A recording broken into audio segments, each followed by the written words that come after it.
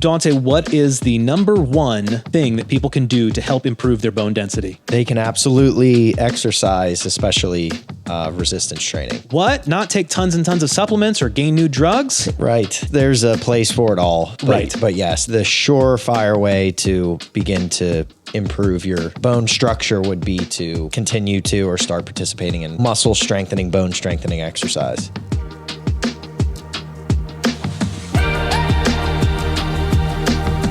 This is Generation Health. We bring you the latest in news, cutting-edge research, and time-tested best practices helping you live a longer, healthier life. With me today, Joey DiMatteo, PharmD, board-certified clinical nutritionist. How are you? Very good, sir. How are you? I'm fantastic. To my right, Dante DiMatteo, PharmD, looking great in that black shirt. Thanks. Absolutely. Mike number 4, Josiah Schweinberg, engineer extraordinaire and amateur meteorologist, I'm told. This is right. How are you? I'm good. So before we go into anything serious, I would actually like to know, what are a couple of must-have apps? What are the apps you use the most, or maybe not most, but like first thing you load on a new device? Okay, I'll lead because I know. My nutrition app, I got to get it in there because if I don't know exactly how many calories I've had in a given day, it really freaks me out. It's become a problem. And did I introduce you to yes, that? Yeah. That was really special. Orthorexia is the fancy name for people who are obsessed with eating clean. I found out.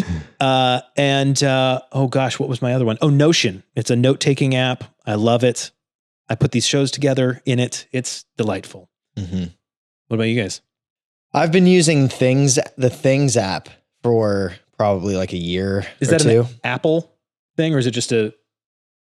It is not. Okay. No, it's sort of like Notion. Okay. It's pretty much the same thing. It's a little less... intense? You can pretty much do all the same things. It would be like a version of Notion. Cool. Excellent. Joey, what you got? Nothing, bro. Creative like you guys. I got Twitter and Instagram are big ones for me, better or worse. Yep. And because I'm a movie nerd, Letterboxd. I use that all the time. Yep. Too much. So yeah, I'd say in pretty basic as far as that goes. Besides the Letterboxd thing. No, that's good. I might be even more basic then, because the Apple apps, utility apps, Preloaded. So like the Notes app. I use the Notes app a lot. Yeah. I'm still on that. Waze. I'm a Waze, not Apple Maps guy. What about Google Maps? No. Wow. Google owns Waze, and they've been incorporating it into their maps. Just looks cheesy to me. I don't know. What, Waze? Yeah. Yeah, it's a little goofy looking. But that's don't okay. really care. I just, Like a kid. No shame. It's like I just follow It's it. for like kids driving.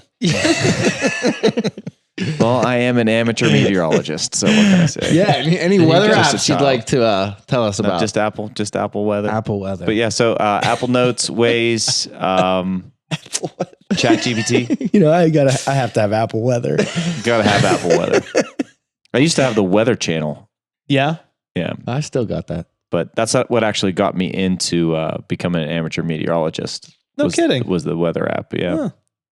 Well, anyway. Just opening that up. The Apple weather. I'm just going to keep going seeing with temps, it. humidities. Leaning into the bit there. Yeah, I am. I actually had to put parameters on my time limit for the weather app. Because you watched it too much. I was. I get it. Just Apple weather. Mm-hmm. Yeah. I'm sorry. UV index, air quality. Anyway, all right, I'm reining us in. Here we go. We've got a question in from Linda. She emailed us questions@askjoedimatteo.com. That's AskJoedimatteo.com. If you have a question, you can email us there. Linda emailed and she said, is there a benefit to taking individual supplements versus daily essentials? I take zinc, CoQ10, D3, omega 800s, vision support, and collagen.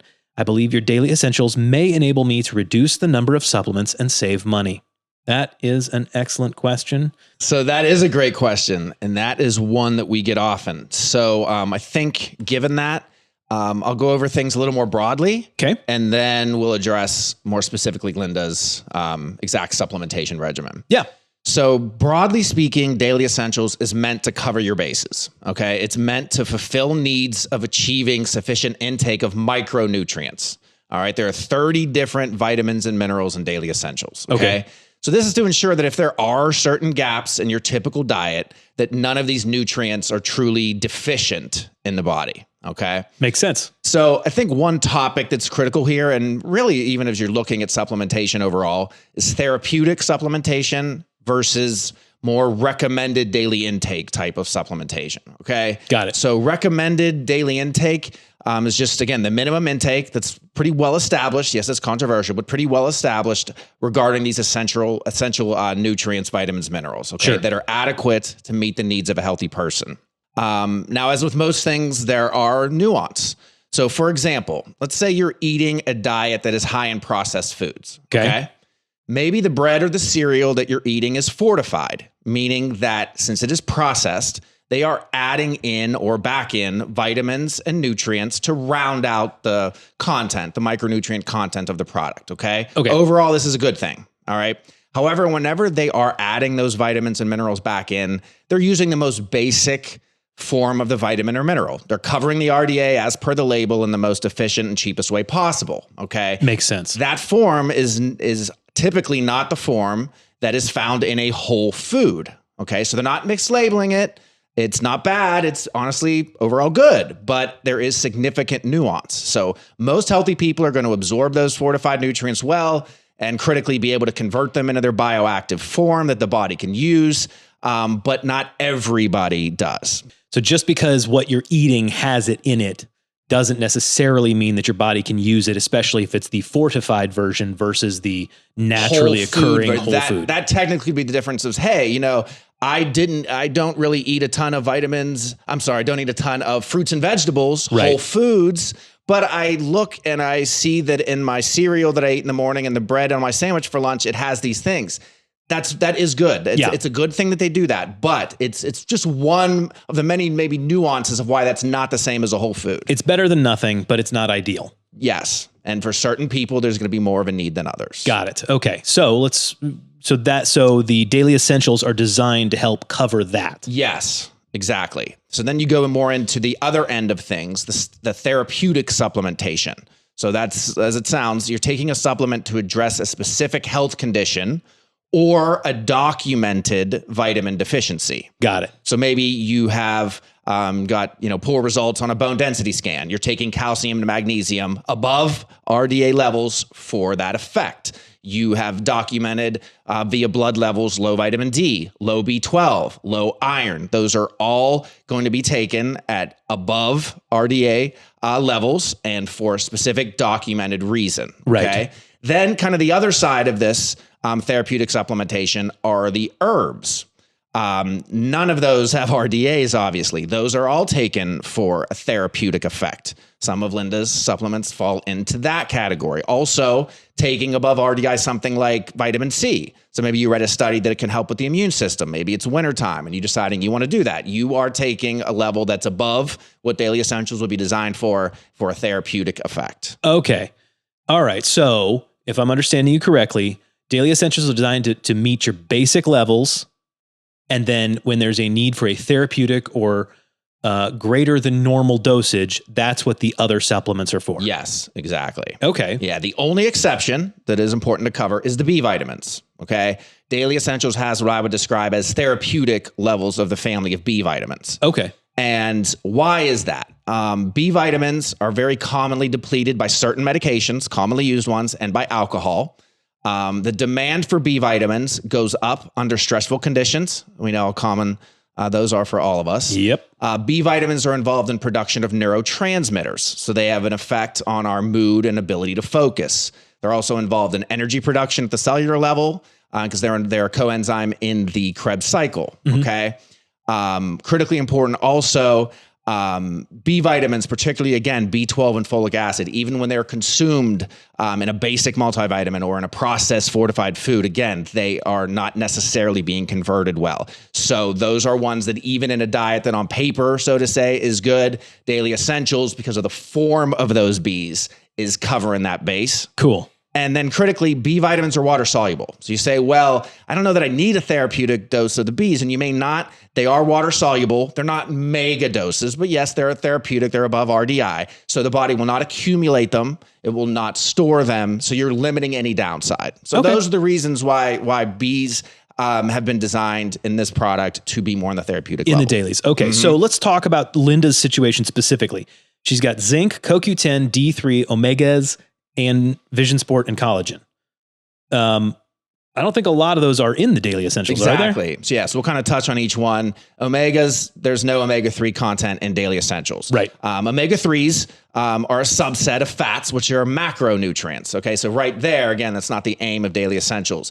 From a quality formulation standpoint, quality fish oils need to be in their oil form. You start mixing in water soluble vitamins and all those things, you've got a problem there. They need to be done at 800 to 1,000 milligram per serving. That's going to make you take more and more capsules. It's already 4 capsule serving size for daily essentials. So for all those reasons, if you've determined that maybe you're not consuming much fish in your diet, or you're aiming for a therapeutic effect, maybe you have some joint inflammation or high triglycerides, then fish oil as its own standalone supplement for those reasons. Makes sense. Vision support, primarily an herbal supplement. Okay, there is a little higher level of vitamin A, but essentially that's an herbal supplement for a therapeutic effect, obviously for vision, standalone product. Got it. The one that can potentially be eliminated is zinc. Okay. So there's 25 milligrams per tablet in the standalone zinc. There is 10 milligrams in the full 4 capsule serving of daily essentials. There's also, again, Linda specifically here, another 5 milligrams in the vision support. So if she does add on daily essentials, she's going to now be getting 15 versus where she is now technically at 30, but the standalone 25 is the one that would come off. Right. So I think that's very reasonable. But it also depends. If the zinc is being taken for vision issues, I think she's good eliminating that if she adds daily essentials. If there's concerns maybe about thyroid, or there's a documented zinc deficiency, that would change. There are some studies showing that with thyroid health, you do want to be up around 25 to see some benefit to help with thyroid hormone production. So again, in that situation, back into therapeutic land. Yes. So the daily essentials not going to cover it. If it's more thyroid, but assuming with the vision support, et cetera, if that is vision related, drop it. If it's not, may need to continue it. Got it. And then the D3. Vitamin D, yeah. So daily essentials has 1,000. That's a little above RDI. But the thing with vitamin D is, even though deficiency is so common, you don't want to go super high even on a daily essentials, because that could almost fall in the category of B's. Well, it's so common, we need it, so go a little higher. It's fat soluble, so your body will store it and accumulate it. So you don't want to overshoot the mark in terms of a broad supplement. Okay, so that's one. Secondly, vitamin D levels are very easily and accurately obtained via a blood test. So you can see where you are. For example, Linda, I don't know what dose she's taking, but she's taking maybe 2,000. She may not need that. Or she may need a lot more. She may need all the way up to a mega dose, weekly from her doctor. We don't know without a level. Right. So I think that's critical to get that anyway. I'm assuming with the vision support, don't want to make assumptions, but probably in an age where bone density is a concern. So vitamin D levels are very pertinent there. So I would recommend, in any way you want to, turn this conversation, get a D level done. You may need more. You may not need it. Got it. And okay. You'd be getting 1,000 if you convert it over anyway. What else are we missing? CoQ10. CoQ10. It's does not have an RDI, even though it's a coenzyme. It's vitamin-like, but it is made by the body. Okay. So supplementation can be warranted. There are obviously plenty of studies showing its benefit as an antioxidant related to cardiovascular health, blood sugar, muscle fatigue, especially if you're on a statin. Yep. So there are definitely uses for it, but it's in the therapeutic category for those reasons. Okay. And then collagen, am I right in thinking that's primarily a protein, not supplement, but yeah, additive? it's being used for skin and bone health. No RDI. So again, you're right back in the therapeutic. If there's a need that she has or a benefit she's looking for, it's got to be taken separately. So even though maybe this, I think ultimately the last line of the question was less supplements, save money. Right. And I know I didn't accomplish that, but I think at least if, Linda can understand the whole picture here and make a decision from there. Right. Why is it you're taking these? Is it just because you think you should just take D? Exactly. Maybe, maybe not. That's why you need the test to check your levels to find out what you actually need. That makes sense. So I would say anybody who's on multiple supplements, a reevaluation with somebody that you trust of why you're on these makes complete sense. Absolutely. But connecting it directly to, well, I'll take daily essentials and eliminate those things is just not maybe the proper route to go. But again, an evaluation is always warranted. Right. And okay, that makes a lot of sense. Linda, I hope that was helpful. That was a comprehensive answer. And as always, man, I appreciate that. I'm so glad we do that. Good luck, Linda. If you got a question, questions at askjoedimatteo.com. That's where we love to get them. Or you can just drop a comment on this video and we'll follow up with you there. Several big articles broke recently talking about levothyroxine, prescription medication, and bone density, specifically the bone density loss. Let me read this. This is from Newsweek. Medication prescribed to 23 million Americans may cause bone loss. A drug called levothyroxine, the second most commonly prescribed medication among older U.S. adults, has been linked to a higher risk of bone loss in a new study. Levothyroxine is prescribed to treat hypothyroidism, an underactive thyroid, in approximately 23 million Americans, or 7% of the U.S. population, under various brand names, including Synthroid. But scientists have found that the drug may put older adults at risk of losing bone mass, a risk factor for bone disease, osteoporosis. Quote, our study suggests that even when following current guidelines, levothyroxine use appears to be associated with greater bone loss in older adults, unquote.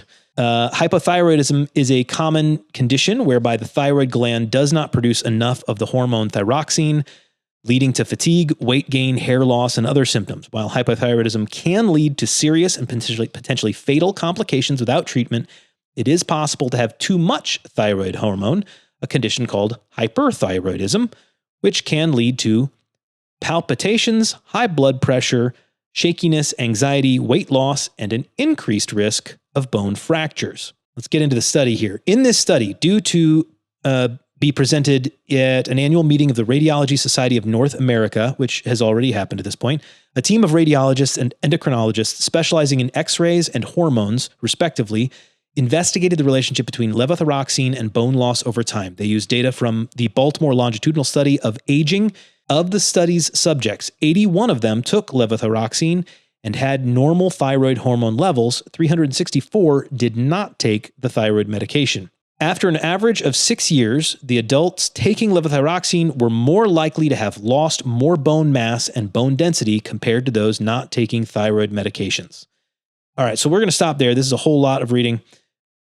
What is going on here? Is there reason to think that levothyroxine is causing people to lose their bone mass? I think it's being looked at a little more closely because excess thyroid hormone in general can increase bone turnover, therefore lead to decreases in bone density, etc. Essentially, when bone turnover increases and outpaces formation of bone, then you can run into these issues. You're taking more out than you're putting in. Yes, exactly. Okay, and you're saying that thyroid levels are linked to bone density. Yes. Okay, so this isn't just They're like physiologically there's interplay regardless of the source of the thyroid hormone. So whether it's endogenous or exogenous via medication, there's strong interplay between how thyroid function works and bone and all of that. So am I understanding correctly that what they're suggesting is that perhaps a lot of people are taking this medication that don't need to be, and that's what's leading to them having a greater bone loss? So thyroid, when you start on levothyroxine, and you're talking to your doctor about it, of course, blood levels are involved, but there's also a factor of symptoms. So it just, in my opinion, it's a feel medication in the sense of I'm feeling this way. So maybe if I take this, it's related to my symptoms, my blood works, it matches up. So there's just more of a potential for there to be an aggressive posture, just a potential for it, opens the door to it because it's a feel medication. Not a lot of people walk in and say, hey, doc, I really want you to check my blood sugar and my cholesterol today because I'm feeling a little off. But they do walk in and say, hey, I've been feeling really tired lately. Let's check so it just opens up, trouble losing weight, all those things. It opens the door to aggressive treatment. And what they found in particular was that levels were even more pronounced when the free thyroxine, when the actual thyroid level, not just the TSH, when the free T4 level was higher, they found a greater or more significant association with decrease in bone density. Okay, so you're saying the people that had, whether it was a greater response to the medication or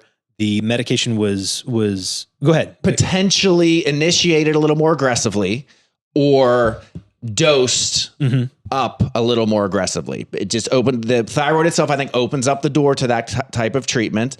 And then they notice that if it is being done, well, I'll say aggressively in the sense of what dose they're on, that there was a greater association. So I think at the base level, it does allow for some further digging into reevaluating maybe some doses that people are on. Okay. Is this one of those medications that people start on it and they're just on it perpetually? Or is this something that you get on it for a while and then you would come off of? Usually it's a long-term medication. Okay. Because if your thyroid isn't functioning, it's not like it's just going to come back necessarily. Right. Okay. All right. But I also think it's just important not, because a lot of the headlines are clicks, that whole thing that we always talk about, but to make sure that it's not, you're 70 years old and your bone density was poor on the last DEXA scan you had and you're on thyroid, so you're going in and you want off this. And so again, it's really how aggressive is the treatment, look into the dose. If it's something you're already dealing with, especially if you're postmenopausal, because remember this study was looking at 65 and older, that's going to be a critical point here too. It's just something to reevaluate. It's not that this medication is causing it per se. It just potentially can be the doses. Because ultimately, this term can get a little, it's synthetic. And so whether you're using the synthetic one or not, it's still a bioidentical product in the sense that what's being made is not mimicking or activating the receptors in the same way. It's the same molecules in the body. Yes. So you're kind of supplementing that level. You're supplementing this hormone. So this is not inherently bad by any means. Many people need it. Yeah. It's just to me about because it's such a potentially kind of therapeutic situation that maybe a lower dose, if you're especially postmenopausal, if you're aging, if you have other risk factors for bone osteoporosis, osteopenia, to look at the dosing. So when you say feel, what you mean is people come into the doctor and they say, I'm gaining weight, I have low energy. The doctor says, you're the right age. Let's check out your thyroid. Maybe try this medication. Is that what you're talking about? Yeah. I'm in no way saying that there's just, this thyroid craze where everybody's these doctors. No, I'm just saying that when you add feel into something, you can, with a range, there's a blood work of range that it opens the door to more aggressive initiation and acceleration. The art of medicine. Got it. And I want to make sure, again, the headline is this is very concerning. It makes it sound like this medication has this unknown side effect that they're just discovering that, oh my gosh, it's destroying people's bone density. That's not the case at all. It is that functionally it's doing what it's supposed to do. It's just that in some people it's doing it too well, or some people who don't need it perhaps, or need as much of it, are on it. And this is the natural endpoint for those people. Yes, because again, they're looking at over 65. So along with that comes higher likelihood that you're sedentary. So obviously no weight-bearing exercise and decreased activity is going to decrease bone density over time. It's also going to be dealing with the situation where women are postmenopausal. Estrogen drop is going to decrease bone density. Men are experiencing a gradual testosterone decline. So there are additional factors where if you're at 45 or 50, that level is functioning just fine. You're feeling a little better. Your blood work's reflecting. But now maybe instead of being on the higher end of the range, maybe there's a reason if you've got these other risk factors, maybe be on the lower end of the range. So not a freak out 911 headline. Not a bad drug, not a bad thing to be on by no means. It beats the alternative of potentially not treating hypothyroidism. Yes. Makes sense. For folks that are dealing with osteoporosis or osteopenia, we've talked about this before. Dante, what is the number one thing that people can do to help improve their bone density?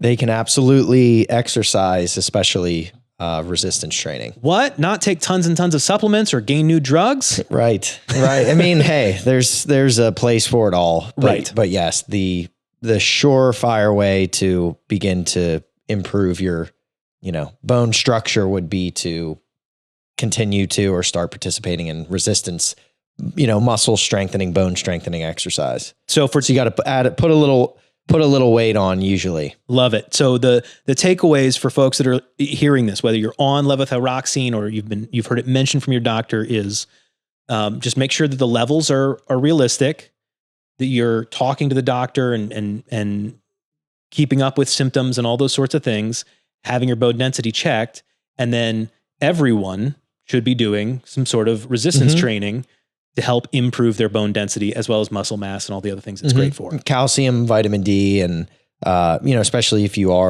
do have osteoporosis, and then obviously not smoking, making good choices with respect to diet as well.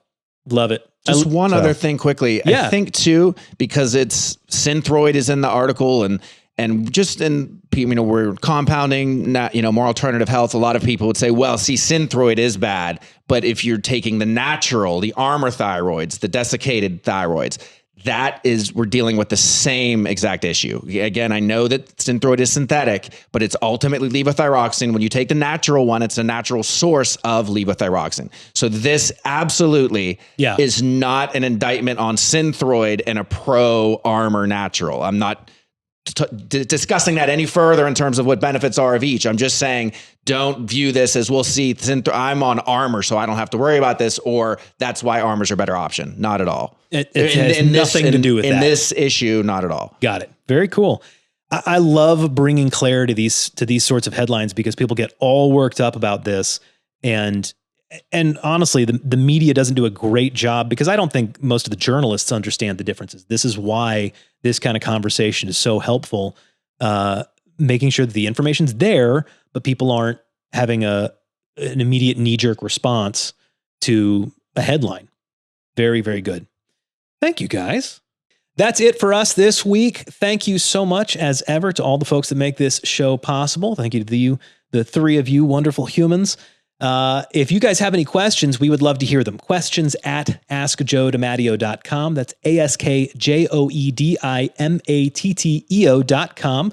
That's also the website where you can find more about this show, find any of the products we mentioned, or any of the show notes, anything that we talked about. It's all available there on the website. Go check it out. You can also email us, sign up for the newsletter, all sorts of great stuff. If you like this episode, give us a thumbs up. Share it with 5 friends. That's the assignment. 5 is the magic number.